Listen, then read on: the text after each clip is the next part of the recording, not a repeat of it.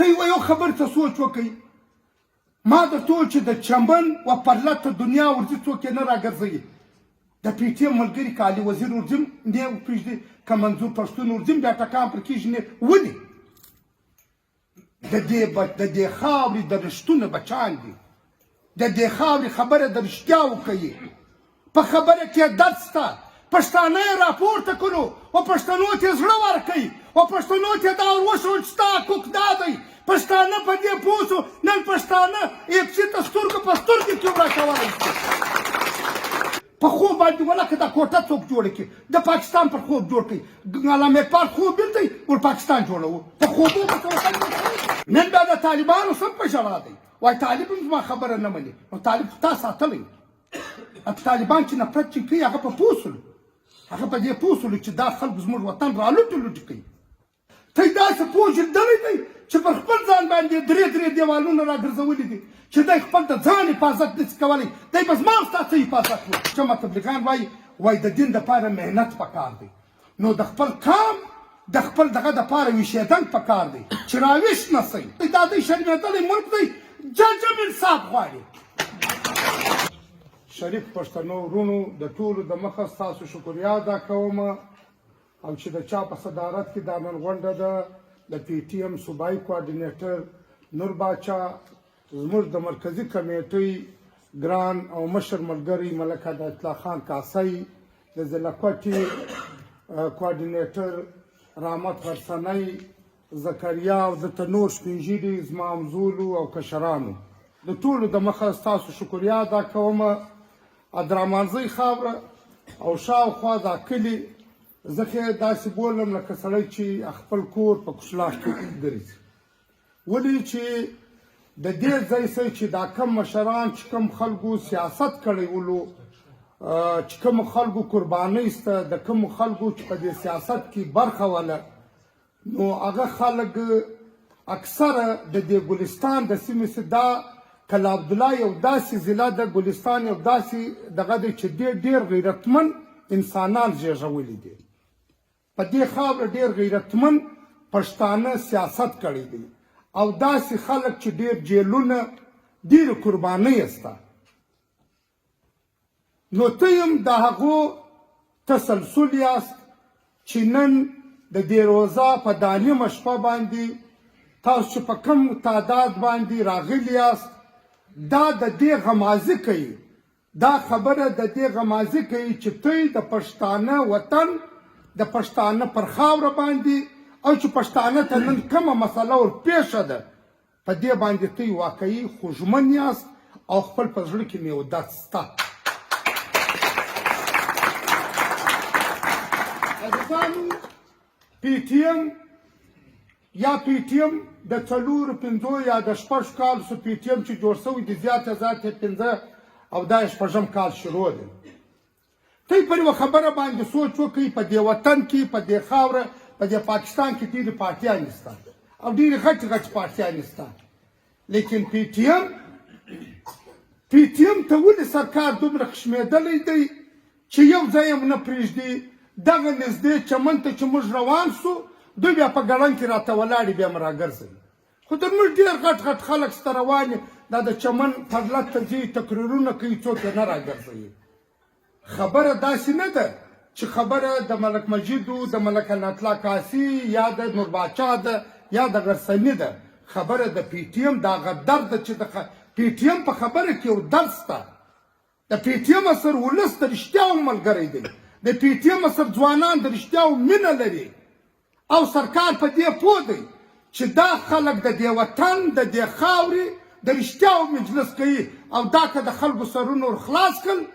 دا به سبا به د دې پښتنو لاس وي او د پوځي جنرالانو به ګریبان وي دا په دې پوه دي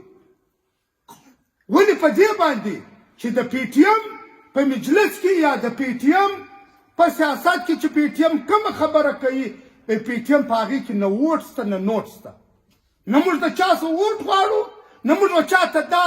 هیله ورکوو چې زه تا ته سبا نالۍ در جوړوم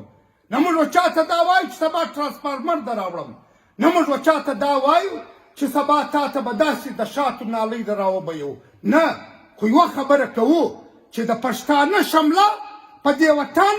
په دې خاورې کې بالا یې غواړو او سر یې پورته غواړو. زموږ ستوی پلارو نیکه زموږ ستوی پلارو نیکه د غلامۍ ژوند نه دی تېر کړی. موږ هم دا غواړو چې د پښتون هر وګړی د پښتانه قام هر وګړی د افغان وطن هر وګړی هغه سر ټیټ نه او سر لوړی ولاړ شي. دا موږ غواړو. د پی ټي ایم اصلي مرام دا دی. د پی ټي ایم نور هېڅ مقصد نشته. کنې الیکشن خو ته یې ویل دی په الیکشن کې وایي چې زموږ دپاره ګایدنګ خو ګه سره بد کار دی چې موږ کې وګایېږو. خو د دې سرکار الیکشن هم ته یې ویل دی. د دې چل د مخې چې به خلکو د بالا د خوا به ګنتي کېدله د دې خوا د دې چل د لاندې د خوا چې به چا لږ ووټونه اخیستي وو هغه کامیابه کېدی. دا د سرکار ووټونه وو. او زه به بله خبر درته وکړم. تی ګرده تعلیم یافته خلک ناست یاست. بیا نن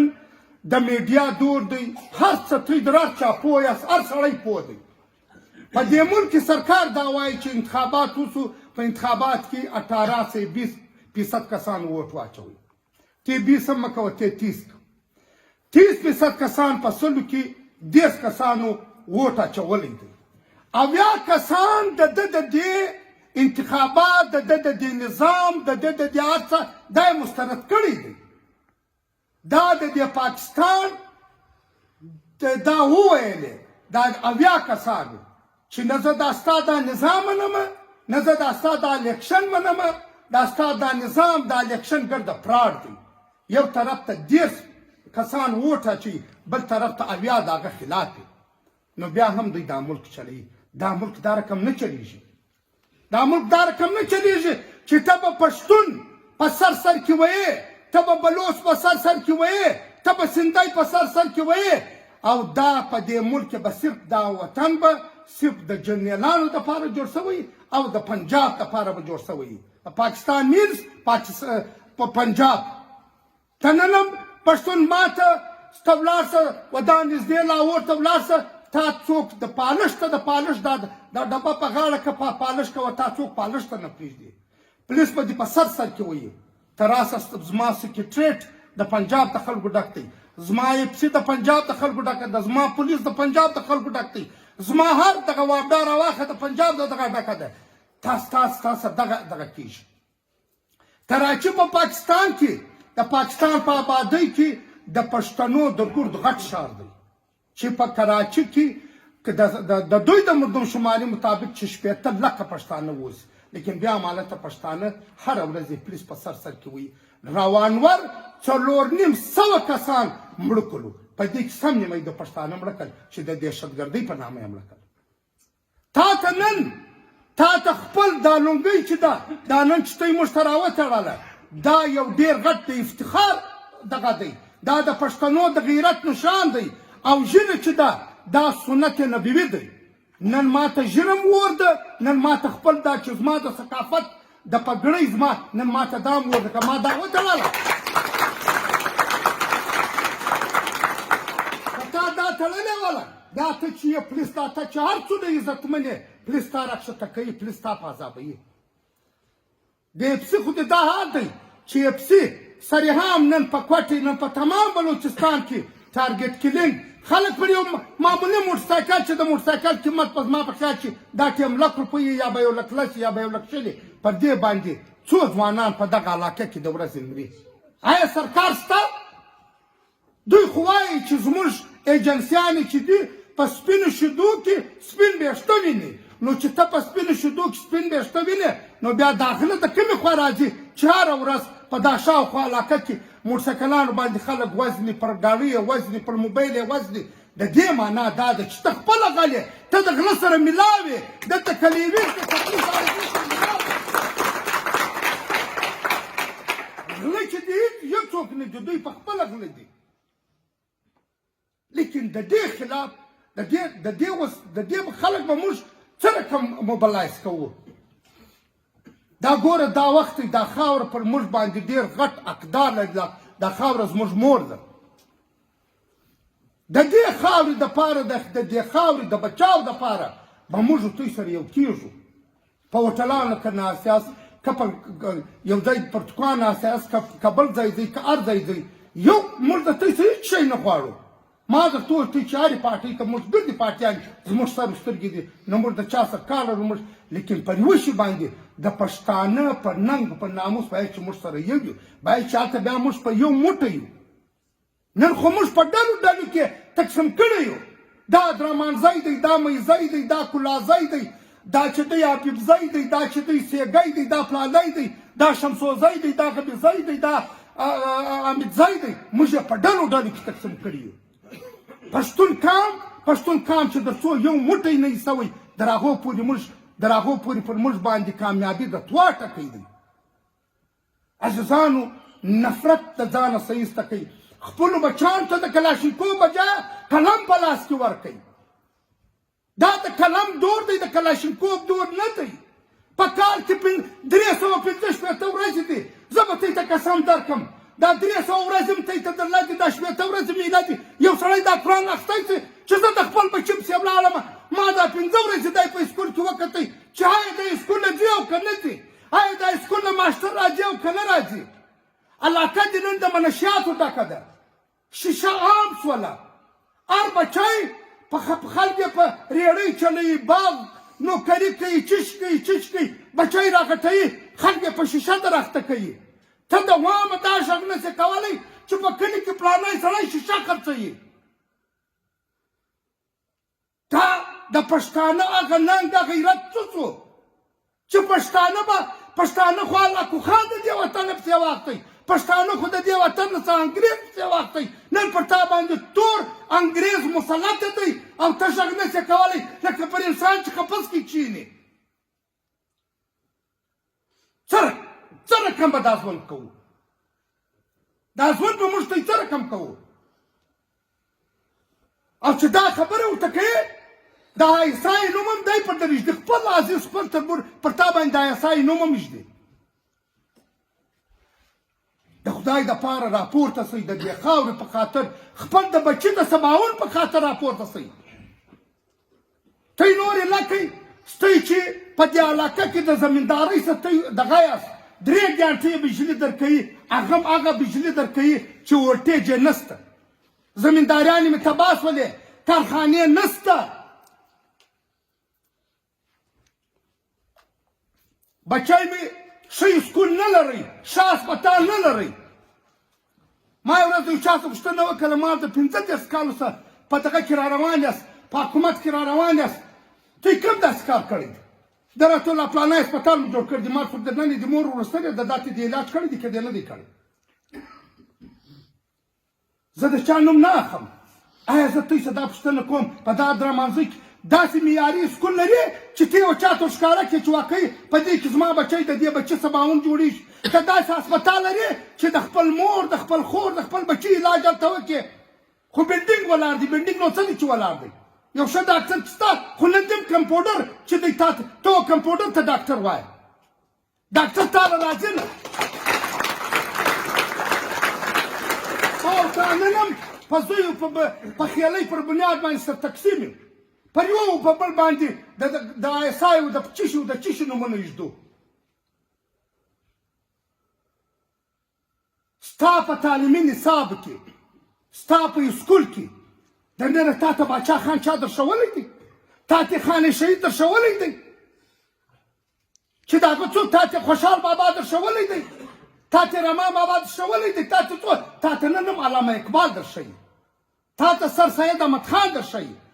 تا ته نن هم ته په خپله د عادت چې موږ ناست یو 5 کسان داسې نسته چې پښتو ویلی شي چې زما او ستا مورنۍ ژبه ده نن هم ما او تا په پښتو تعلیم نسته راته په خپله مورنۍ ژبه دا ګرده د غلامۍ ځنځیرونه دي دا ګرده د غلامۍ ځنځیرونه دي چې زموږ وروستۍ یوه پښو ته یې راچولي دي